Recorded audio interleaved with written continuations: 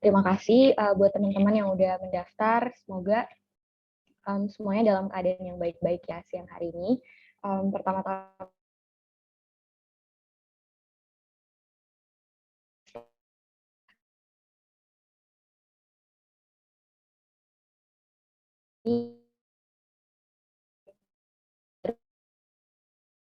bermanfaat buat kita semua. Dan gak lupa juga Pertamina Geothermal Energy yang dari awal udah bersedia untuk kita adakan company visit baik secara offline maupun online seperti sekarang ini, dan tanpa dukungan PGE tentunya acara ini nggak akan bisa terlaksana. Dan harapannya semoga mahasiswa yang ada di sini bisa lebih terekspos dan lebih kenal dengan PGE sebagai salah satu company yang mungkin bisa berpotensi untuk menjadi tempat kita kerja nantinya. I think that's it from me. Sekali lagi, makasih semuanya. Enjoy and have a good day. Aku kembalikan lagi ke Michan. Makasih. Oke, terima kasih Raihana atas openingnya. Kemudian kita akan melanjutkan ke penampilan video, yaitu penampilan video company visit yang dilakukan on-site.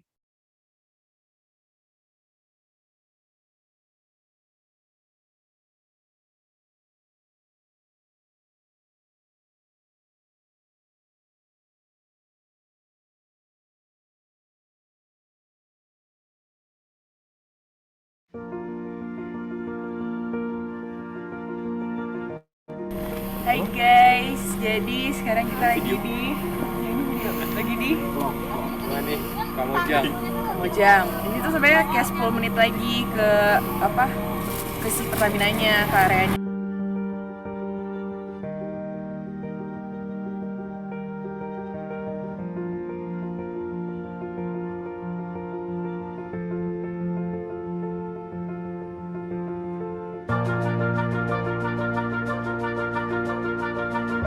Di PT Pertamina Geothermal Energy Area Kamojang. Berikut adalah video singkat mengenai keselamatan di wilayah kami. Area kami dibagi menjadi 3 zona, yaitu zona biru untuk area kantor utama, zona kuning area workshop dan laboratorium, dan zona merah atau area tertutup untuk area PLTP. Tamu akan diberikan ID card sesuai dengan tujuan kunjungan. Untuk safety shoes, safety helmet, earplug atau earmuff untuk area kebisingan tinggi. Selama berkendara di PGE area Kamojang, perhatikan batas kecepatan maksimum yang diperbolehkan, yakni 40 km per jam di jalan umum, 30 km per jam di lokasi sumur, dan 10 km per jam di area PLTP. Seluruh pengemudi dan penumpang wajib menggunakan safety belt. Selama berada di PGE area Kamojang, Anda wajib mematuhi dan menaati semua peraturan yang berlaku. Dilarang melakukan perbuatan atau tindakan teror, pencurian, perkelahian, dan pemukulan terhadap siapapun. Dilarang merokok selain pada area yang telah ditentukan. Dilarang menggunakan senjata tajam, senjata api, obat-obatan, minuman keras, dan narkoba. Dilarang mengambil gambar tanpa izin dan mengoperasikan peralatan yang bukan otoritas.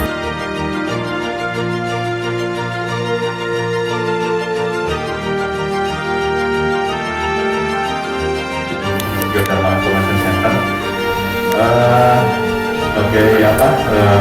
Ke samping dan mengarah ke dalam bawah lempengan yang lainnya.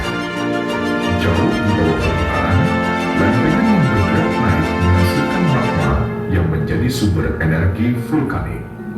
Ring of Fire menyediakan sumber daya panas bumi yang dapat dipergunakan untuk membangkitkan listrik. Kapasitas sumber daya geotermal di Indonesia diperkirakan melebihi 27 gigawatt. Potensi tersebut merupakan 40% potensi geotermal di dunia. Pemboran itu kan kita nanti pada saat pemboran masuk ke zona reservoir itu kan masuk ke zona lingkaran. Nah, pada saat pemboran itu kan kita biasanya ada lumpur pemboran. Lumpur pemboran itu fungsinya salah satunya selain untuk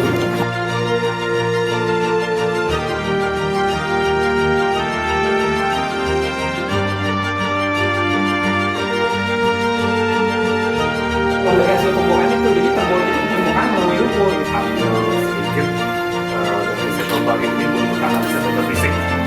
Fungsinya nanti kita untuk membuat dari fisik batuan dari density, activity, ya velocity, dan variability. Nah, nanti sifat fisik batuan itu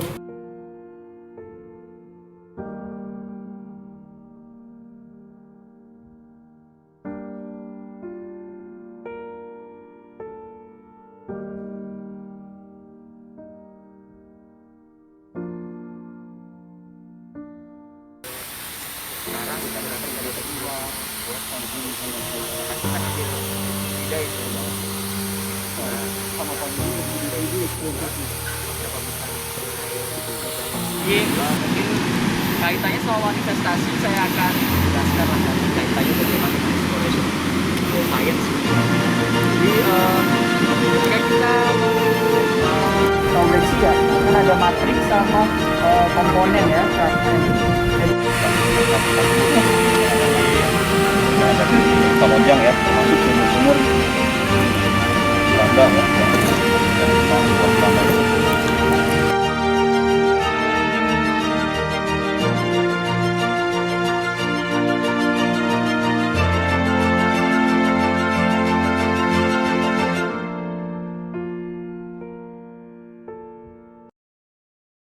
Oke, itu dia penampilan video company visit secara offline di PGE Kamojang yang dilakukan beberapa waktu yang lalu.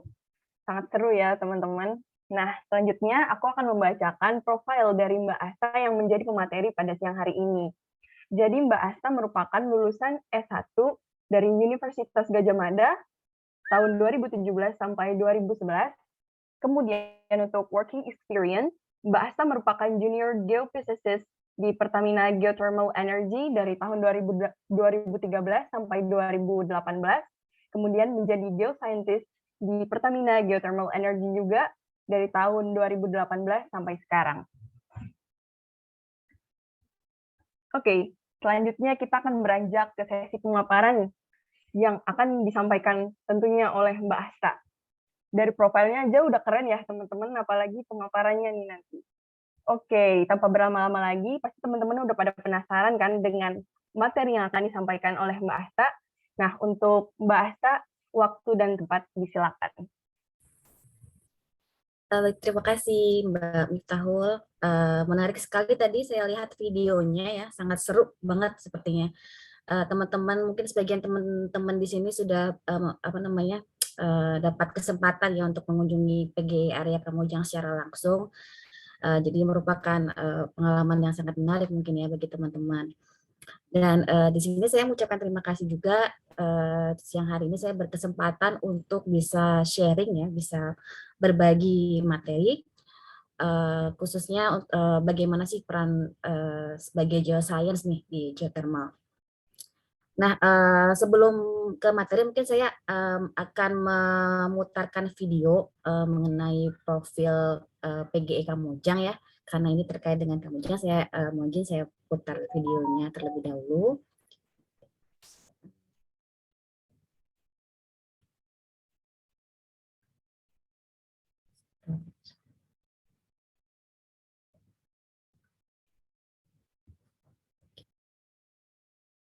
Sudah tampak ya? Sudah tampak, Mbak Asta. Energi, sang pemandu kehidupan, penerang setiap langkah, pemberi rasa aman, pencipta rasa nyaman, penghadir senyum di sudut-sudut kehidupan. Energi membuat kehidupan jauh lebih baik untuk kita semua.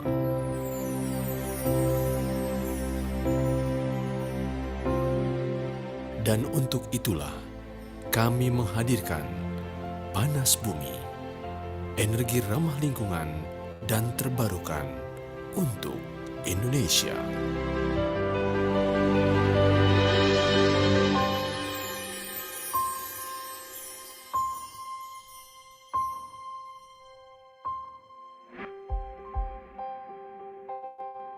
Panas Bumi adalah salah satu di antara beberapa energi terbarukan yang bisa dimanfaatkan dalam kehidupan manusia. Saat ini, Indonesia merupakan negara paling kaya energi panas bumi karena terletak pada busur vulkanik dengan total potensi sebesar 29,215 gigawatt energi yang merupakan 40% dari cadangan panas bumi dunia. Panas bumi merupakan sumber energi panas yang terbentuk secara alami di bawah permukaan bumi. Sumber energi tersebut berasal dari pemanasan batuan dan air bersama unsur-unsur lain yang dikandung panas bumi yang tersimpan di dalam kerak bumi.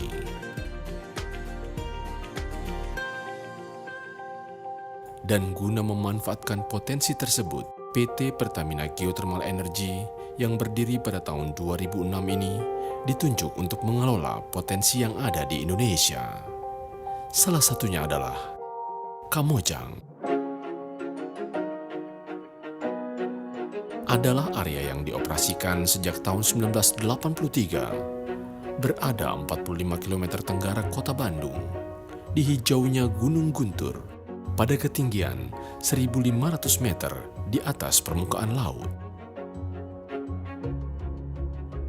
Area panas bumi Kamojang meliputi luas kurang lebih sebesar 31,68 km persegi dan luas daerah prospek sekitar 21 km persegi.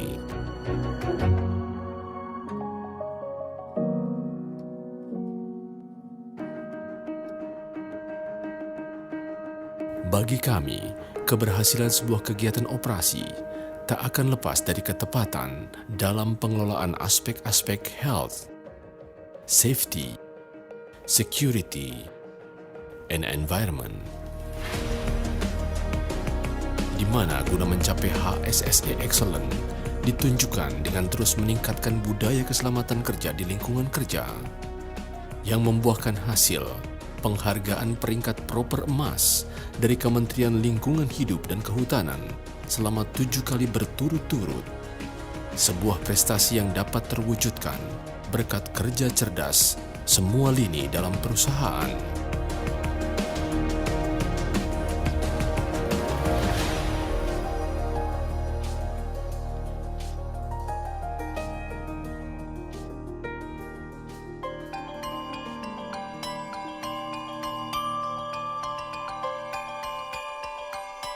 Bagi kami, peran masyarakat merupakan bagian yang tak terpisahkan.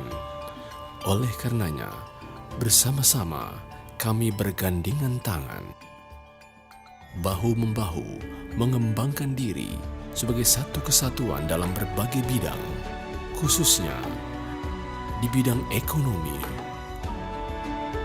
pendidikan, sosial dan budaya, serta keagamaan.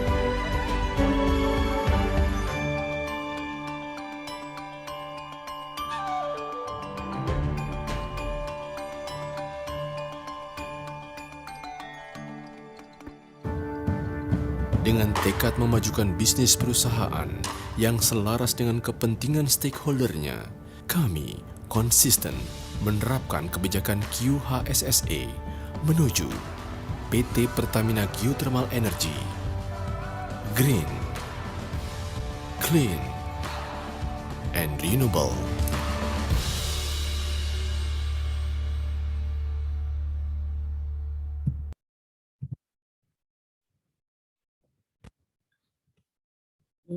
Baik, teman-teman sudah lihat tadi profil dari PGE Kamojang. Berikutnya mungkin bisa langsung kita masuk ke materi ya. Ini mungkin perkenalan dulu. Nama saya Asta. Saya sebagai geoscientist di PGE. Mulai bekerja di PGE sejak tahun 2013, setelah sebelumnya di 2012 menjalani BPS PGE selama 1 tahun, kemudian di 2013 saya masuk ke PGE sebagai junior geophysicist, kemudian di 2018 sebagai geoscientist. Nah, ini kantornya di Jakarta, saya di kantor pusat. Kebetulan saya diamanahkan untuk sharing mengenai peran geoscience nih di geothermal itu seperti apa. Nanti juga akan lebih banyak juga contoh-contoh untuk Kamojang ya, karena kita temanya Kamojang nih gitu. Dan juga mungkin akan lebih banyak juga mengenai geophysics karena kebetulan background saya sebagai geophysics gitu. Ini sudah tapak ya layarnya? Sudah tampak bahasa. Ini saya ini dulu. Sorry. Nah, jadi PGE itu merupakan anak usaha Pertamina ya di bawah Subholding Power New and Renewable Energy yang dipimpin oleh Pertamina Power Indonesia. Jadi Pertamina Power Indonesia ini perusahaan yang bergerak di bidang energi alternatif gitu, renewable energy gitu. Nah, salah satunya adalah geothermal. Nah, ini makanya kita di PGE ini sekarang di bawah Pertamina Power Indonesia. Nah, visi dari PGE itu di 2030 adalah menjadi yang sebelumnya kita adalah leading geothermal company in Indonesia di saat ini ya. Nah, di 2030 kita visinya adalah sebagai world class green energy company. Jadi bukan hanya geothermal saja, tapi lebih dari geothermal gitu. Nah, sekarang ini kita sudah memproduksi 672 megawatt. Dan di tahun 2030 kita berharap bisa mencapai lebih dari 1.500 megawatt. Kemudian dari kita yang awalnya fokusnya di jual beli uap dan listrik, nah ini 2030 kita berharap bisa expand ke beyond energy. Di beyond energy itu adalah penggunaan geothermal direct use dan juga ekstraksi mineral dari yang terkandung di dalam brand geothermal itu sendiri. Nanti kita jelaskan di belakang. Kemudian juga kita akan melakukan ekspansi internasional harapannya. Nah, kemudian juga di tahun 2030 kita juga dapat meningkatkan reduksi dari emisi CO2. Nah, ini adalah wilayah kerja geothermal di PGE ya. Jadi ada 16 wilayah kerja. Di sini dari Sumatera, dari Aceh, Sumatera Utara, kemudian sampai ke yang paling timur ada di Sulawesi Utara. Nah, ini yang warna hijau ini adalah lapangan-lapangan eksplorasi, jadi ini belum diproduksikan, kita masih melakukan eksplorasi. Kemudian yang warna orange ini adalah lapangan pengembangan. Kemudian yang warna biru ini adalah lapangan yang sudah beroperasi, nih, seperti Kamojang, Ulu Belu, Lahendong. Nah, ini yang lapangan yang sudah beroperasi. Nah, kemudian ada juga lapangan yang joint operation, ini bersama dengan perusahaan geothermal lain. Di sini ada Sarula, kemudian ada Salak Wayang Windu Darajat, ini miliknya kerjasama dengan Star Energy. Kemudian juga ada di Bedugul nih dengan Bali Energy gitu. Nah, sekarang proses pengembangan geothermal itu seperti apa sih? Nah, ada 3 tahapan utama ya. Itu yang pertama fase exploration, kemudian fase development, kemudian fase operation. Nah, di fase exploration ini itu membutuhkan waktu bisa 4-5 tahun. Nah, apa saja sih yang dilakukan? Itu yaitu yang pertama adalah survei eksplorasi ya, survei GGG, kemudian kita menyusun visibility study untuk eksplorasi. Nah, kemudian ketika kita memutuskan untuk eksplorasi, maka kita akan lanjut ke pengeboran sumur eksplorasi. Nah, di sini juga membutuhkan perizinan-perizinan yang mungkin tidak mudah juga gitu. Dan juga pembebasan lahan ini juga bukan perkara yang mudah juga gitu, dan juga pembangunan infrastruktur dan juga konstruksi. Nah, kemudian setelah kita melakukan pemboran eksplorasi, kita lanjutkan ke fase development nih. Jika dari hasil pemboran eksplorasi itu baik gitu, sukses gitu. Nah, ini kita lanjutkan ke fase development. Nah, di fase development ini kita melakukan pemboran sumur pengembangan dan juga sumur injeksi. Dan juga pembangunan PLTP, PCC, dan kemudian dilanjutkan di fase operasi itu adalah COD atau commission on date. Nah, ini di fase ini lapangan geothermal tersebut beroperasi untuk memproduksi uap dan juga listrik selama bisa lebih dari 30 tahun. Nah, apa saja yang yang dilakukan di selama fase operasi ini, yaitu adalah reservoir monitoring, kemudian reservoir simulation, ya ini untuk memaintain reservoir ya, untuk mengetahui perubahan yang terjadi di reservoir selama masa produksi dan reinjeksi. Kemudian juga dilakukan make up well drilling, jadi pemboran make up well. Nah, make up well ini bertujuan untuk menjaga pasokan uap supaya tetap terjaga. Nah, karena adanya decline ya. Jadi selama perjalanan, selama masa operasi itu pasti akan ada decline uap gitu. Nah, ini kita akan melakukan pemboran make up well gitu. Nah, sekarang kita bicara mengenai Kamojang Geothermal Field. Nah, Kamojang itu merupakan lapangan geothermal pertama di Indonesia yang dilakukan eksplorasi dan pengembangan oleh Pertamina Geothermal Energy. Nah, ini dimulai pada tahun 1974 untuk kegiatan eksplorasinya. Ini bersama dengan pemerintah New Zealand di tahun 1974. Nah, kemudian di tahun 1983 mulai beroperasi unit pertama PLTP, dan saat ini sudah ada 5 unit sampai tahun sekarang, sampai 2021, dan masa operasinya berarti sudah 38 tahun. Nah, ini sudah cukup tua ini lapangan Kamojang ini, karena lapangan geothermal pertama di Indonesia. Nah, ini sudah memproduksi 235 megawatt ini dari 5 unit, dan terdiri dari atau disuplai uapnya dari 58 sumur produksi. Nah, yang terdistribusi di area seluas 23 km persegi. Ini kalau sebelah kanan ini kita lihat ada peta ya, peta. Jadi Kamojang ini berada di Kabupaten Bandung ya, tapi lebih biasanya kita aksesnya ke Garut ya. Nah, ini untuk yang ditampilkan ini adalah lapangan wilayah kerja Darajat dan Kamojang. Nah, ini jadi satu WKP istilahnya, wilayah kerja penambangan ya. Darajat dan Kamojang. Nah, ini Kamojang di sebelah sini, Darajatnya di sebelah sini. Nah, Darajat ini dioperasikan oleh Star Energy. Gitu.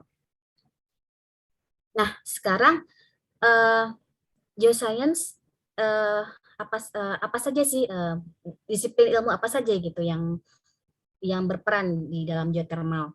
Nah, ada geologi, ada geochemistry, ada geophysics, dan ada geoteknik. Nah, untuk geologi ini apa saja subdisiplin ilmu yang ada di geologi. Itu adalah exploration geology. Nah, ini tentu untuk kebutuhan eksplorasi geothermal. Kemudian ada borehole geology. Nah, ini geologi sumur ya. Kemudian ada well site geology. Nah, well site geology ini adalah kegiatan geologi selama pemboran berlangsung. Kemudian juga ada rock analysis. Rock analysis ini bertugas untuk menganalisa batuan di laboratorium. Nah, ini kita punya laboratorium batuan ya di Kamojang, ada di GIC ya, Geothermal Information Center di Kamojang. Nah, kemudian dari disiplin ilmu geokimia atau geochemistry. Nah, ini juga ada exploration geochemistry untuk eksplorasi, kemudian ada production geochemistry. Nah, production geochemistry ini untuk di fase eksploitasi, jadi dia untuk monitoring reservoir. Kemudian juga ada fluid analysis, itu pekerjaan di lab ya, jadi untuk menganalisa komponen-komponen atau kandungan kimia yang ada di fluida. Ini kita juga punya labnya di Kamojang. Kemudian juga ada geophysics. Nah, ini kita sebagai geophysicist masuk sini ya. Itu apa saja sih di dalam geophysics itu ada exploration geophysics ini. Kemudian ada borehole geophysics dan juga ada geophysical monitoring, ini juga di fase eksploitasi untuk memonitor reservoir. Kemudian ini juga nggak kalah penting juga, yaitu geoteknik. Nah, ini mungkin kadang sering dilupakan ya, geoteknik untuk studi geohazard. Karena kita tahu di geothermal di Indonesia itu ya, itu kan berada di lingkungan yang vulkanik, yang high terrain gitu, dataran tinggi. Nah, tentu juga banyak potensi geohazard yang mungkin terjadi seperti landslide, yang pernah terjadi juga kan di Sungai Penuh, di Jambi, kemudian yang baru-baru ini juga di Darajat itu juga longsor juga. Nah, itu makanya selain landslide itu yang paling sering landslide ya, longsor. Bisa juga ada subsidence atau ketidakstabilan permukaan sehingga terdapat penurunan muka tanah atau ambles. Nah, itu. Maka kita perlu juga tuh geoteknik untuk mengkaji potensi geohazard. Nah, geoteknik ini juga basicnya juga kan dari geologi dan geofisika gitu. Oke, lanjut. Kemudian lingkup pekerjaan geothermal geoscience ini apa? Jadi ada beberapa pekerjaan ya, yaitu yang pertama studi geoscience, ini studi GGG, kemudian resource assessment. Nah, ini kita mengkaji nih sistem geothermal seperti apa, kemudian kita mengestimasi kira-kira berapa nih cadangan di lapangan tersebut. Dan apakah mungkin untuk dikembangkan gitu. Nah, kemudian well targeting. Nah, ini kita mentargetkan sumur-sumur ya, mentargetkan zona-zona atau daerah dengan permeabilitas yang baik untuk bisa mendischarge uap gitu. Dan juga temperatur yang harus tinggi. Kemudian juga kita melakukan drilling program. Jadi kita membuat prognosa pemboran, jadi rencana pemboran.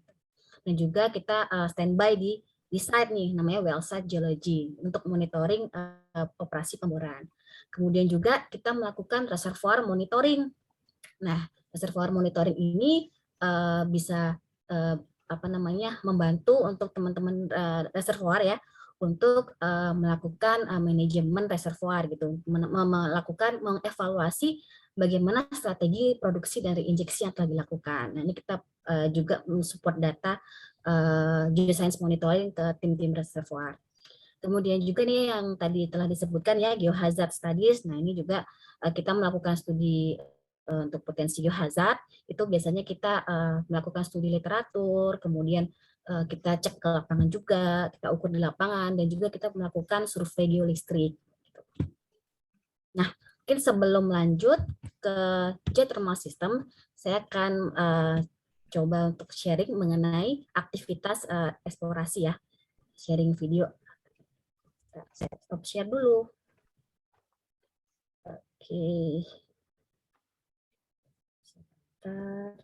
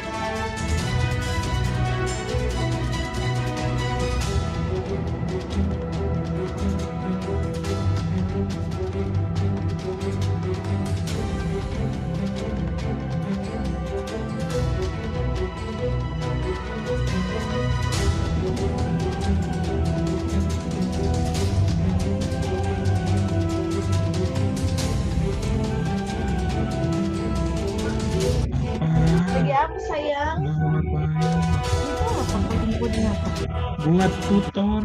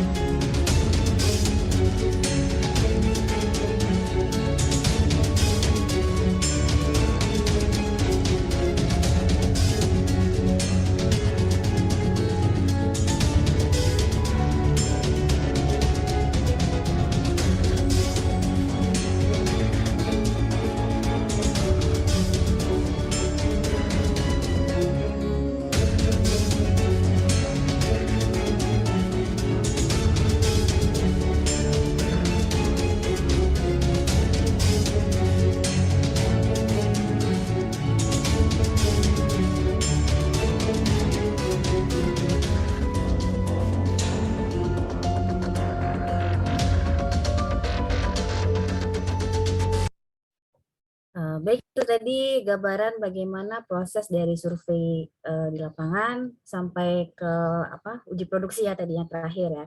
Nah mungkin narasinya agak sedikit curhat nih dari teman-teman yang bikin video, jadi agak dramatis gitu. Nah lanjut ke materi yang sebelumnya ini, sepertinya saya punya waktunya sangat sedikit. Oke, bisa kita lanjut. Mungkin ini geothermal system singkat aja. Teman-teman sudah pasti sudah memahami ya. Jadi energi panas yang tergantung di dalam bumi yang dimanfaatkan untuk salah satunya untuk pembangkit listrik. Jadi ada beberapa komponen di geothermal. Itu harus ada heat source-nya, kemudian ada fluidanya, kemudian ada batuan reservoir, dan juga ada batuan penutup atau clay cap, dan juga ada recharge support. Nah, uap-uap yang atau fluida yang terdischarge di permukaan ini kita sebut dengan manifestasi. Nah, ini ada berbagai macam manifestasi yang ada di permukaan. Nah, kemudian bagaimana sih mengevaluasi suatu sistem geothermal yang layak untuk dieksplorasi lebih lanjut? Nah, kita dari data-data geologi, geokimia, dan geofisika, kita akan membuat suatu geothermal system model. Nah, kemudian kita evaluasi nih, ada 5 key utama untuk dievaluasi di satu lapangan geothermal, apakah itu layak untuk dieksplorasi atau tidak, yaitu dari temperaturnya seberapa tinggi, kemudian depth dari reservoirnya, kemudian size dari reservoirnya seberapa, kemudian permeability-nya, apakah bagus atau sulit permeability-nya, kemudian tipe fluidanya nih, apakah benign atau acid. Nah, ini yang kita pilih adalah yang benign, yang netral, yang relatif netral. Karena kalau acid itu akan mengganggu atau akan menyebabkan problem yang ada di sumur maupun di fasilitas produksi kita nanti. Nah, ini untuk geologi, beberapa subdisiplin ilmunya geologi. Nah, tujuan dari geologi ini untuk menentukan batas dari sistem geothermal, kemudian possible heat source, litologinya, reservoir, kemudian permeable zone-nya, kemudian evolusi sistem geothermalnya seperti apa, dan juga untuk temperatur, karakterisasi fluid, dan juga membuat model geologi. Nah, ini beberapa contoh foto teman-teman geologi ketika survei di lapangan. Nah, ini adalah peta geologi Kamojang nih. Nah, kalau kita lihat di sini, kita bisa melihat satuan batuan ya yang didominasi oleh batuan andesit. Di sini juga kita lihat ada beberapa kelurusan-kelurusan dan juga ada pola circular feature ini, yang lingkaran-lingkaran ini, nah atau yang ini. Nah, ini kita interpretasi sebagai kaldera ya, jadi struktur kaldera pangkalan dan juga Gandapura, Gunung Gandapura, dan juga kita lihat ada kurusan-kurusan yang berarah northeast southwest, kemudian northwest southeast. Nah, ini mendominasi di lapangan Kamojang gitu. Nah, struktur-struktur inilah yang nanti akan mengontrol fluida geothermal kita. Nah, ini kalau kita lihat di sebelah kanan ini adalah modelnya, model geologinya. Nah, dengan data-data geologi yang sudah ada, kita bisa melihat bagaimana kelurusan strukturnya, arah strukturnya, kemudian satuan batuannya seperti apa, atau vulkanostratigrafinya seperti apa, dan juga kemungkinan adanya zona heat source itu di mana gitu. Tentunya berada di zona yang upflow ya. Upflow-nya ini diduga di Gunung Gandapura Cakra. Kemudian geokimia. Nah, dari beberapa disiplin ilmu geokimia nih yang di samping ini. Nah, itu kita dapat mengetahui bagaimana tipe reservoirnya, fluida reservoirnya, kemudian bagaimana sistem geothermalnya, apakah acid atau tidak gitu, atau apakah masih muda atau sudah tua gitu. Kemudian hidrologinya seperti apa, nah, kemudian temperatur fluidanya seperti apa, kemudian origin of geothermal fluid-nya, zona recharge-nya, dan juga permeable zone-nya di mana, dan juga model geokimia, dan juga untuk resource estimation. Nah, ini dari data heat loss atau data hilang panas, ini biasanya diukur di manifestasi gitu. Kemudian, nah ini adalah manifestasi di Kamojang. Kalau kita lihat ini ada cukup banyak manifestasi ya yang mengumpul. Di sini ada kawah apa nih? Sebentar saya. Kawah Manuk, kawah Kamojang, kawah Berecek, kawah Hujan, dan kawah Sart. Nah, ini manifestasinya berupa mud pools, ada juga hot spring, ada juga fumaroles di kawah Hujan, juga ada hot spring, geyser, dan juga ada dry mud pools. Nah, ini rata-rata suhunya adalah di atas 90 derajat ya, ini cukup tinggi. Untuk ukuran manifestasi itu dia berarti mengindikasikan adanya temperatur tinggi. Apalagi kalau udah ada fumarol. Nah, fumarol ini mengindikasikan bahwa itu temperaturnya tinggi. Gitu. Dan ini juga kalau lihat dari pH-nya ya, pH-nya ini cukup asam ya, karena di bawah 4 pH-nya. Nah, kalau kita lihat nih tipe fluida dari manifestasi yang tadi, kalau kita plot diagram ternary-nya dari kandungan Cl, SO4 dan HCO3-nya, itu ternyata manifestasi yang kawah-kawah tadi itu berada di plot di SO4, jadi kandungan SO4 tinggi di sini nih. Itu mengindikasikan dia adalah acidic sulfide water. Dia steam heated waters nih, dia bersifat asam. Kemudian ada manifestasi yang kalau kita plot di diagram ini, ternary diagramnya dia akan berada di HCO3 ini atau karbonat.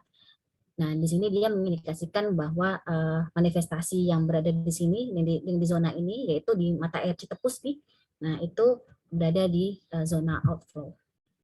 Kemudian ini masuk ke geophysics. Nah, apa yang kita lakukan di geophysics itu kita melakukan survei MT, gravity, magnetics, dan juga MEQ. Tujuannya adalah untuk memetakan clay cap, kemudian reservoir size-nya, kemudian possible heat source-nya, permeable zone prediction, fluid content, hydrothermal alteration, dan juga membuat geophysical model dan untuk mengestimasi cadangan. Nah, sekarang suatu batuan itu akan berubah properti fisiknya jika terkena atau mengalami suatu alterasi hidrotermal atau karena ada panas, maka properti fisik dari batuan tersebut akan berubah. Nah, di sini impact-nya apa?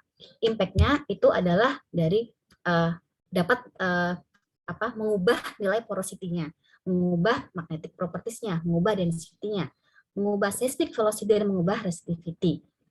Nah, kalau kita lihat di sini resistivity-nya kalau ada sumber panas di sini, nah kemudian ada fluida, nah dia akan mengubah akan ada kontak ya, akan kontak dengan fluida dan batuan, maka dia akan mengubah sifat resistivitasnya di sini.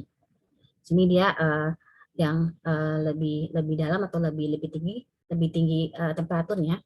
Nah, dia bisa mencapai 60 ohmmeter. Nah, kemudian makin dingin, makin konduktif nih dari segi resistivitas ya, itu bisa jadi kurang dari 10 ohmmeter. Nah, ini mencirikan adanya clay cap, terbentuknya clay cap. Kemudian dari density, nah ini juga akan mengubah nilai densitas batuan di sekitarnya. Kemudian dari micro earthquakes juga akan mengubah seismic velocity dari batuan tersebut. Dan dari magnetic properties, nah ini juga tentu akan berubah dari yang tadinya bersifat magnetik ya dengan susceptibilitas tinggi, maka dia akan mengurangi nilai susceptibilitasnya kalau dia terkena panas. Gitu. Nah, ini dapat mengindikasikan zona-zona alterasi panas. Nah, target dari target geothermal yang bisa dibuktikan atau bisa ditunjukkan dengan data-data geofisika itu yang pertama kalau mengenai heat source atau maupun reservoirnya itu kita bisa mencitrakan lewat metode MT. Ini kita bisa lihat kalau ada pola updoming resistive feature-nya, dia mengindikasikan itu zona upflow. Nah, kemudian di heat source-nya kita bisa lihat dari high density anomalinya dari data gravity. Nah, kemudian juga bisa dari data MEQ dengan high intensity seismiknya, maka mengindikasikan itu zona atau adanya hydrothermal activity di situ atau zona upflow. Kemudian kalau clay cap-nya kita juga bisa melihat dari low resistivity dari data MT. Kemudian untuk geological structure atau struktur-struktur yang membentuk permeabilitas kita bisa melihat dari data gravity, dari kontras densitasnya. Kemudian juga bisa dari data MEQ, baik itu intensitas seismiknya, bisa dari vokal mekanisme maupun dari tomografi yang menghasilkan VP per VS ratio nilainya berapa. Kemudian ini tadi hydrothermal alteration. Nah, ini kita bisa lihat dengan metode magnetik di mana kita harus melihat adanya anomali yang low susceptibility. Nah, metode MT. Metode MT ini memanfaatkan sinyal elektromagnetik ya dari ionosfer maupun sunspot activity untuk mencitrakan struktur resistivitas bawah permukaan. Nah, ini kalau kita lihat foto-fotonya ini foto-foto pemasangan di lapangan. Ini yang kita pasang di lapangan adalah coil magnetik atau sensor magnetik yang berarah utara selatan, barat timur, dan juga yang vertikal. Kemudian juga kita pasang sensor elektriknya ya berupa porospot nih dengan EX-EY-nya seperti ini, utara selatan dan barat timur. Nah, ini alat-alat yang ini juga kita miliki, PGI miliki. Kita punya tiga unit, tiga set instrumen MEQ, instrumen MT. Nah, untuk pengukuran di lapangannya, desain surveinya seperti apa? Nah, untuk luasan 15 kali 11 kilo, nah ini dengan spasi 1 sampai 1,25 km ya. Ini kilometer nih, bukan meter. Nah, kemudian hasilnya kita mendapatkan kurva resistivitas yang ini yang paling kanan ini. Kalau kita dapat yang pure nih, nah ini kan kita tidak bisa melihat trennya ya dan ada banyak noise. Nah, ini kita ulang sehingga dapat kita pindah lokasi ya. Ini karena noise permukaan biasanya, sampai kita mendapatkan data yang good to excellent seperti yang di samping. Nah, kemudian bagaimana sih resistivity signatures karena adanya proses hidrotermal? Seperti yang sudah disampaikan sebelumnya, jadi kalau ada alterasi hidrotermal maka dia akan mengubah nilai resistivitas. Nah, yang paling biasanya yang tercitrakan dari MT nih, kalau dari yang kedalaman dangkal ini kita akan ketemu low resistivity atau yang zona konduktif itu bisa kurang dari 10 ohmmeter. Nah, ini kita interpretasikan sebagai clay cap-nya atau smectite clays-nya yang berasosiasi dengan temperatur pembentukannya yaitu di 180 derajat. Nah, kemudian di bawahnya ada zona transisi yang hijau ini, kemudian ada di bawahnya ada zona propiletic reservoirnya. Ini menjadi target reservoir kita. Itu biasanya di kurang dari 60 ohmmeter. Nah, ini adalah contoh 3D resistivity dari Kamojang. Ini diambil dari papernya Pak Imam Raharjo. Nah, dari kedalaman yang sangat dangkal ini kita ketemu low resistivity ya, ada 2 di sini. B sama A nih, B ini berkorelasi dengan pangkalan, area pangkalan, kaldera pangkalan yang tadi disebutkan di geologi. Kemudian yang di A ini itu berkorelasi dengan kompleks manifestasi yang ada di kawah Kamojang, kawah hujan, dan di Gunung Cakra Gandapura. Nah, kemudian di bawahnya di kedalaman di elevasi 925 sampai 1050 kita ketemu zona konduktif. Nah, ini kita interpretasikan sebagai persebaran clay cap-nya. Kemudian makin ke dalam lagi, nah ini kita baru ketemu zona propiletic reservoirnya yang warna biru ini. Ini contoh lain ya, 3D MT di Kamojang, di papernya Pak Tommy Hendriansah. Nah, ini kita ketemu zona propiletic reservoir ya berarah northeast southwest nih. Nah, seperti ini. Ini ada pangkalan di sini, Cilutung di sini, dan Cakra Gandapura di sini. Nah, kalau kita sayat nih dari northeast southwest-nya, kita ketemu profile MT yang seperti ini. Kita bisa lihat zona clay cap-nya dari permukaan ya sampai ke kira-kira di sini mulai muncul top reservoir itu di sekitar elevasi sekitar 600 ya, 600. Baru kita ketemu di bawahnya propiletic reservoir. Nah, ini reservoir cukup panjang ya dari Cakra Gandapura sampai ke pangkalan. Kemudian gravity. Nah, dari gravity ini untuk mendeteksi atau mencitrakan struktur bawah permukaan yang bisa dilihat karena adanya kontras densitas bawah permukaan. Nah, ini gambar atau foto ketika di lapangan. Ini untuk gravitasi eksplorasi, yang ini gravitasi monitoring ya, diukur di BM atau di titik dengan per tahun kita ukur ya di titik yang sama gitu.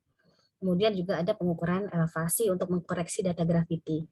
Nah, ini desain pengukurannya seperti ini ya, dia lebih rapat, spasinya 250 sampai 500 meter. Jadi lebih rapat di bagian zona interest kita, kemudian di background-nya akan lebih renggang gitu spasinya. Nah, ini adalah peta CBA dari Kamojang yang sebelah kiri. Nah, kita lihat adanya anomali gravitasi yang tinggi nih di daerah Gunung Cilutung. Di sini danau pangkalan yang ini Gunung Cilutung, dan sini Gunung Cakra Gandapura.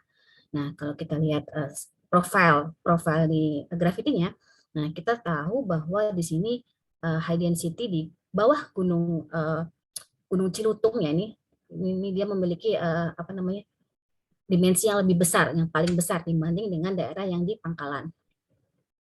Ini kita lihat, ini juga profil yang lain, ini profil yang CD ini kita bisa melihat. Nah, high density ini kita interpretasikan sebagai heat source. Kemudian micro earthquakes. Nah, micro earthquakes ini adalah kita memanfaatkan suatu sumber gempa bermagnitudo yang rendah, kurang dari 3 biasanya, untuk mengetahui apa sih yang ada di bawah permukaan. Sumber seismisitas di geothermal itu apa aja? Itu bisa dari natural seismicity maupun bisa induced seismicity atau artificial. Yang natural seismicity itu bisa berupa adanya aktivitas hidrotermal dan juga adanya fault slip atau ada patahan atau ada ya deformasi tektonik lah gitu. Kemudian induced seismicity, nah itu bisa karena adanya fluid extraction injection, jadi karena ada proses produksi reinjeksi, dan juga karena ada hydrofracturing. Kemudian, nah MEQ tools ini, jadi tools yang digunakan di MEQ itu banyak sekali untuk bisa mengetahui bawah permukaan ya. Salah satunya untuk bisa melalui intensitas seismiknya, atau itu digunakan untuk fracture mapping. Nah ini biasanya untuk memprediksi permeability. Jadi di mana ada populasi events, nah itu kita bisa prediksi di situ permeability-nya mungkin baik gitu, mungkin bagus. Kemudian juga bisa memprediksi arah pergerakan fluid injeksi. Kemudian juga focal mechanism. Nah, focal mechanism ini untuk mengetahui strike, dip, dan rake, dan juga jadi kita bisa mengetahui geometri dari atau source dari fault itu terjadi, atau dan juga kita bisa mengetahui dari stress dan strain yang bekerja pada fault itu. Nah, itu bisa kita deteksi dengan focal mechanism. Kemudian tomografi. Nah, tomografi ini untuk memodelkan bawah permukaan ya. Jadi kita bisa menggambarkan velocity untuk mengetahui adanya saturasi fluida. Nah, ini bisa digunakan juga. Tapi kalau untuk tomografi ini kita membutuhkan banyak events. Nah, jadi cukup banyaklah yang bisa kita tarik dari metode MEQ ini. Nah, ini gambar sensornya nih yang ada kabelnya ini sensor juga. Yang kuning ini juga sensor juga, geofone yang kita tanam di bawah di 3 meter ke bawah. Kemudian ini adalah recordernya. Ini kita simpan di suatu bunker. Mungkin teman-teman di video tadi yang pernah mengunjungi bunker MEQ. Nah, ini contoh pengolahan datanya. Di sini diambil dari yang sebelah kiri ini derajat ya, lapangan derajat. Nah, ini kita bisa lihat populasi events ini berkorelasi dengan kerusakan struktur yang kemungkinan permeable. Nah, kemudian yang sebelah kanan ini yang Kamojang dari papernya Pak Tommy Hendriansyah juga. Nah, ini dari tomografi yang menghasilkan informasi velocity bawah permukaan itu dikorelasikan dengan data MT yang atas nih. Nah, ternyata ada kesesuaian di mana low velocity ini berkorelasi dengan adanya fluid saturated, hydrothermal fluid saturated ya, karena dia mengurangi nilai velocity. Nah, bagaimana mengintegrasikan semua data tersebut? Nah, ini kalau kita lihat data MT dan data gravity-nya di profil yang sama itu adanya kecocokan. Kemudian kalau kita punya data MEQ-nya, nah ini juga kita bisa menunjukkan kedalaman ya, produktif dari reservoir. Nah, dengan gabungan ketiganya, maka kita akan bisa mendapatkan model geofisikanya. Nah, ini merupakan model geothermal, model konseptual geothermal Kamojang. Ini berdasarkan data geologi, geofisika, dan geokimia. Nah, ini dengan profil di Northeast Southwest, nah ini kita bisa tahu gambaran sistem geothermal di Kamojang. Di sini kita lihat ada kenampakan cap rock dengan ketebalan sekitar 1000 meter ya, 1000 meter, reservoirnya di sekitar elevasi 900 sampai 500. Nah, kemudian kita bisa tahu di mana zona upflow-nya. Nah, zona upflow-nya itu berada di kawah Kamojang. Nah, ini dengan temperatur yang tinggi. Temperatur tinggi ini diperoleh dari data sumur. Kalau ada data sumurnya ya, kalau misalnya nggak ada, kita bisa ekstrak dari manifestasi. Tapi akan lebih aktual lagi ya, lebih baik lagi kalau udah ada data sumurnya. Makanya itu kalau tiap ada pemboran itu kita update gitu model konseptualnya. Nah, kemudian juga berkorelasi juga upflow ini dengan high density anomali dari data gravity. Nah, di sini dari data gravity yang tadi juga ditemukan adanya heat source ya di bawah Kawah Kamojang. Ini heat source utamanya, kemudian sampai ke Danau Pangkalan. Kemudian bagaimana nih well targeting di geothermal? Biasanya untuk sumur eksplorasi itu kita ngebor 3-4 sumur. Tentu yang kita bor pertama adalah zona yang paling panas, yaitu di upflow. Nah, ini paling upflow. Nah, kemudian kita step out keluar zona dari upflow ini. Jadi untuk kita mengetahui sejauh mana gitu batas dari sistem geothermalnya. Nah, kemudian targetnya apa sih? Yang menjadi target di geothermal well targeting ini apa? Yaitu high temperature yang tinggi. Kemudian zona permeable dan juga fluida yang relatif netral ya, jadi nggak acid. Tapi ini tidak mudah ya, karena apa? Karena kita menghadapi tantangan-tantangan, yaitu adanya high subsurface uncertainty atau ketidakpastian bawah permukaan. Kenapa? Karena kan dari sebelum dibor itu kan kita hanya memanfaatkan indirect method ya. Kita melakukan interpretasi. Nah, ini menyebabkan uncertainty-nya cukup tinggi atau ketidakpastiannya cukup tinggi karena kita tidak tahu sebetulnya kondisi bawah permukaan itu seperti apa.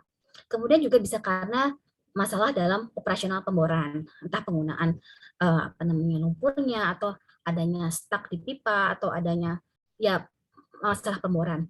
Nah, ini. Nah, tentu kita dalam menentukan success ratio pemborannya, kita bedakan antara exploration dengan development. Kalau exploration itu 40-50% ya, karena 50-50, karena ini masih belum pasti nih gitu. Kalau development dan make up itu sudah lebih tinggi ya, 80%, karena kita sudah punya banyak data. Nah, kemudian setelah eksplorasi, pemboran sumur eksplorasi, kita melakukan pemboran sumur pengembangan, ini yang warna pink ini. Nah, kemudian juga pengeboran sumur injeksi itu di luar ya, di kedalaman, di elevasi yang lebih rendah. Nah, dalam operasional pemboran itu juga tidak lepas juga dari pekerjaan geoscience, yaitu ada well site geology. Nah, di sini bertugas untuk mendeskripsi batuan, kemudian memastikan atau membandingkan data yang didapat dari pemboran dengan yang diprediksi pada saat pembuatan prognosis pemboran gitu, apakah sesuai atau tidak gitu. Kemudian juga membuat daily reporting mengenai parameter pemboran. Kemudian juga borehole logging. Nah, di geothermal ini kita juga running logging ya, baik itu borehole image, sonic, resistivity, PTS itu pressure temperature spinner dan lain-lain. Nah, kemudian juga coring. Nah, coring ini mengambil sampel batuan dari lubang sumur.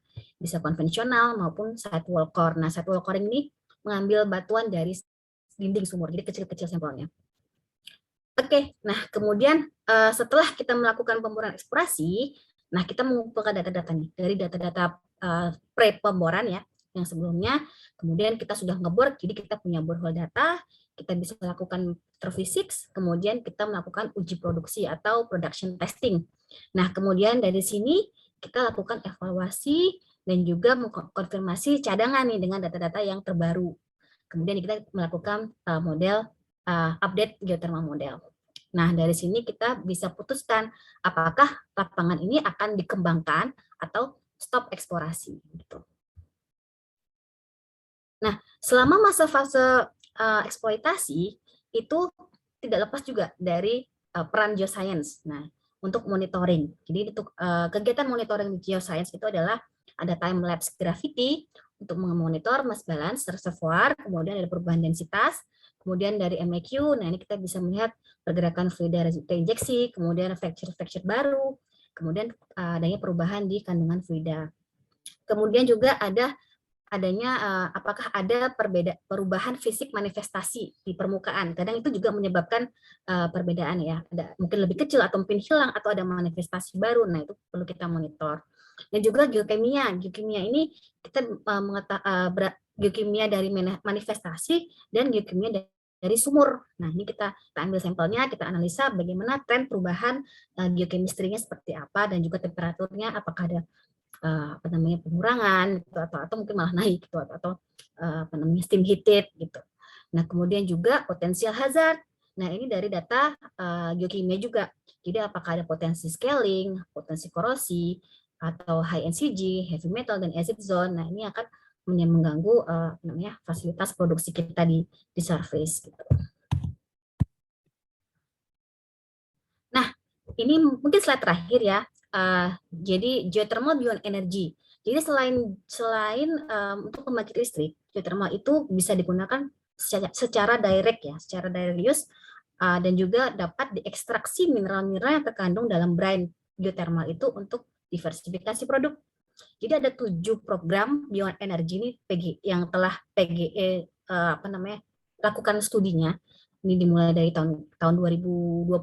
Nah, yaitu ada Brine to Power. Brine to Power ini dia memanfaatkan brine sisa dari yang telah digunakan di pembangkit di awal untuk panasnya masih ada. Nah, itu kita manfaatkan lagi untuk membangkitkan listrik di kapasitas yang lebih rendah. Kemudian ada hidrogen, ada H2S removal, ada CO2 metanol, agrobisnis, geothermal tourism, dan juga ekstraksi silika. Nah, jadi ini 7 program ini yang sedang digalakkan oleh PGE, sehingga kita bisa di 2030 kita bisa mencapai visi yang tadi disebutkan di awal ya, jadi World Class Green Energy Company. Gitu.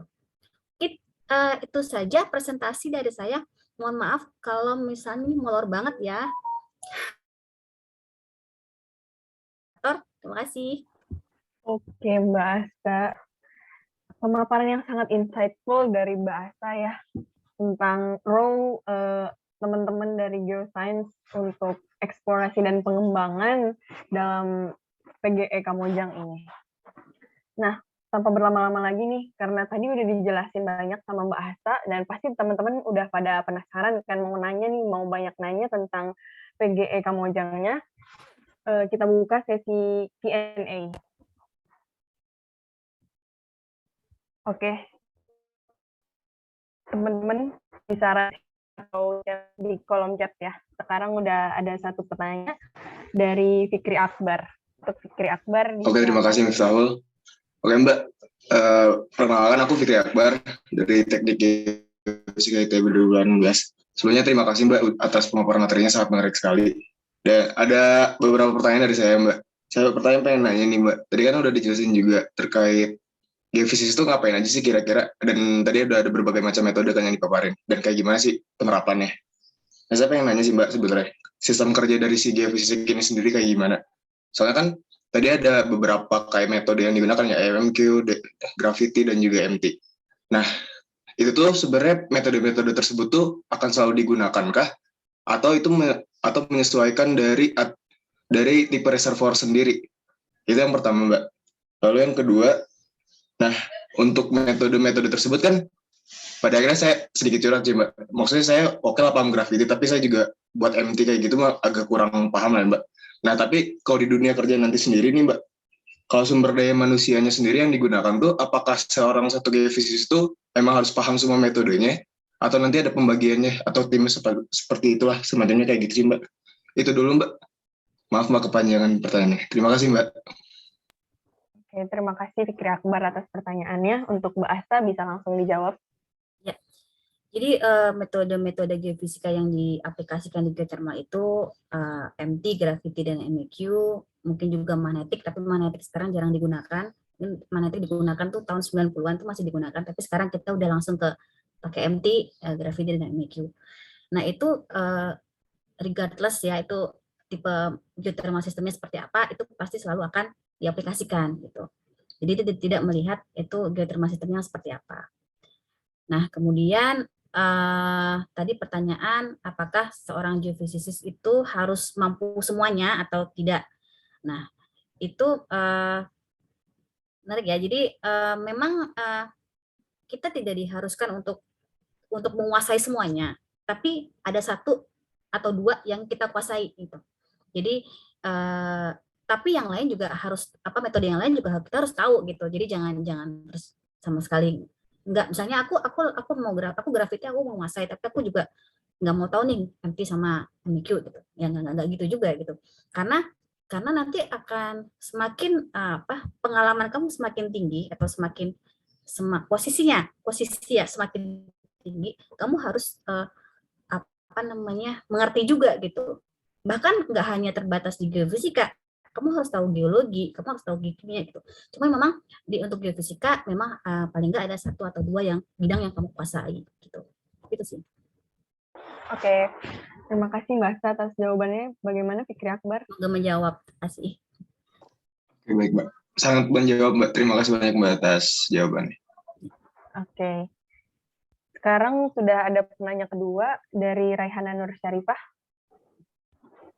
Oke, langsung. terima kasih Mican buat kesempatannya. Makasih juga Mbak Asta buat presentasinya, sangat-sangat bermanfaat. Aku mau nanya dikit. Tadi kan di awal sempat disinggung ya, ada beberapa disiplin ilmu yang berperan dalam geothermal industry, termasuk geologi, geofisika, geokemis, dan geoteknik. Nah, mungkin aku mau nanya aja sih di bagian geofisikanya. Tadi itu kan ada disebut borehole geophysics ya. Nah, mungkin aku pengen tahu aja sih Mbak, kira-kira peran seorang borehole geophysics itu kayak apa sih Mbak? Makasih. Baik. Jadi borehole geophysics itu geofisika lubang sumur ya. Jadi pas pemboran itu biasanya kita logging borehole image logging itu, kemudian resistivity logging, sonic logging. Nah, kemudian juga logging pressure temperature. Nah, itu dari data tentu yang melakukan itu akan pihak ketiga ya, kontraktor biasanya Schlumberger atau Baker Hughes atau Halliburton gitu. Nah, tugas borehole geophysicist itu kita pertama kita mewitness proses jalan logging, kemudian meng-QC, kemudian nanti kita juga menganalisa atau mengkorelasi. Jadi misalnya nih resistivity logging itu akan berkorelasi dengan sonic loggingnya. Nah, itu kita lihat di mana kedalaman berapa, itu kemungkinan ada fracture yang menarik gitu, atau visit yang menarik. Kemudian misalnya ada ada korelasi juga dengan data FMI-nya, dengan data borehole image-nya. Jadi lebih ke menganalisa satuan batuan di bawah dan juga fracture yang dilewati oleh atau sepanjang sumur itu gitu. Nah, itu nantinya akan digunakan untuk mengikat model geofisika atau model geothermal yang sudah ada, yang belum ada, mungkin belum ada sumurnya. Nah, ketika ada sumurnya, kita bisa ikat nih. Kita bisa running model ulang bahkan dari data resistivity, data sonic. Nah, itu. Jadi kita ya itu mempelajari atau kita menganalisa kondisi di lubang sumur itu. Itu sih. Ini semoga menjawab. Oke. Sudah sangat menjawab, Mbak. Makasih banyak. Oke. Makasih Hana atas pertanyaannya. Sekarang kita lanjut ke pertanyaan ketiga ya, dari Leo. Untuk Leo, silakan. Makasih kesempatannya buat moderator. Oke, sebelumnya kenalin semuanya dan Mbak Asta, aku Leo dari mahasiswa Teknik Geofisika ITB angkatan 2018. Aku punya pertanyaan nih Mbak. Kalau tadi di bagian awal-awal tadi aku sempat kepikiran kalau kira-kira berarti orang geoscience di tim geoscience itu dari awal eksplorasi sampai mungkin udah tinggal monitoring site-nya, berapa orang sih kira-kira yang akan terus pokoknya ada di tim geoscience gitu, berapa orang yang bakal terlibat. Terus aku pengen nanya, kalau konsep mungkin kalau tadi dijelasin, mohon maaf tadi aku sempat kurang perhatiin di tengah. Konseptual model dari geothermal itu di generate-nya berdasarkan data apa aja, dan kemudian bedanya sama model geothermal system dari satu site itu apa ya, si konseptual model. Paling gitu aja sih pertanyaan aku Mbak. Oke. Mungkin yang pertama dulu ya, mungkin personil geoscience itu bagaimana gitu melihat tadi prosesnya cukup panjang berkesinambungan dari eksplorasi sampai ke fase eksploitasi atau fase monitoring. Nah, kalau di PGE sendiri itu kita ada 10 geophysics, kemudian sekitar 10 geofisik, 10 geologis dan 10 geokemis. Geokemisnya mungkin agak lebih sedikit. Nah, itu sebetulnya kalau untuk geofisika ya, kalau untuk geofisika itu biasanya itu satu orang itu pegang ada satu lapangan, gitu. Ada satu lapangan yang dia kuasai. Nah, itu ya dia setelah fase eksplorasi tentu dia akan melakukan monitoring geofisika. Jadi biasanya itu satu orang itu megang satu lapangan gitu, dia yang menguasai satu lapangan. Tapi kan di lapangan itu kan nggak semua metode bisa dia kuasai gitu maksudnya. Jadi kayak misalnya ini kebetulan saya menghandle Tompaso nih di Sulawesi Utara. Nah, saya paling menguasai di bidang MEQ sama MT misalnya. Nah, ketika di fase monitoring itu nanti ada gravitasi monitor. Kalau MEQ monitoring kan kembali lagi kita bisa ke saya. Nah, untuk gravitasi monitoringnya itu biasanya dikerjakan atau dianalisis dengan yang paham gravity, lebih paham dengan gravitasi monitoring. Tapi nanti analisisnya akan ke saya lagi gitu untuk analisisnya. Jadi untuk meng-cross check interpretasinya, nah itu kembali lagi ke saya gitu. Jadi itu sih kalau untuk geofisika ya. Jadi tetap satu geofisik itu pegang paling nggak satu lapangan gitu dengan bidang atau dengan metode yang dia kuasai dibantu dengan rekan yang menguasai bidang lain gitu. Jadi seperti itu gambarannya kalau untuk geofisika ya. Gitu.